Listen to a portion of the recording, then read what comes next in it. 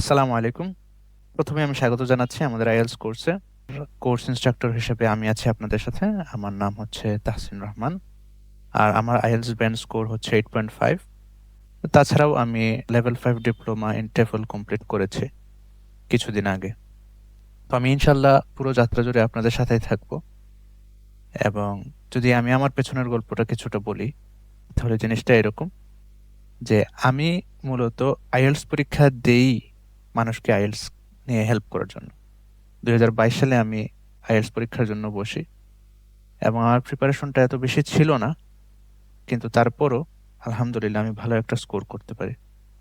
আমার individual score যদি আপনাদের সাথে শেয়ার করতে চাই, তাহলে সেগুলো হচ্ছে listening A 9, reading a 9, speaking এ 8 এবং রাইটিং এ 7।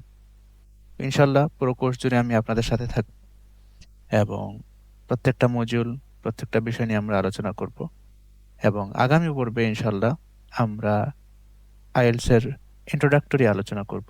আইএলটিএস কি, কেন আইএলটিএস দেওয়া উচিত এবং আইএলটিএস এর ক্ষেত্রে প্রস্তুতির বিষয়টা কিরকম হ্যান্ডেল করব।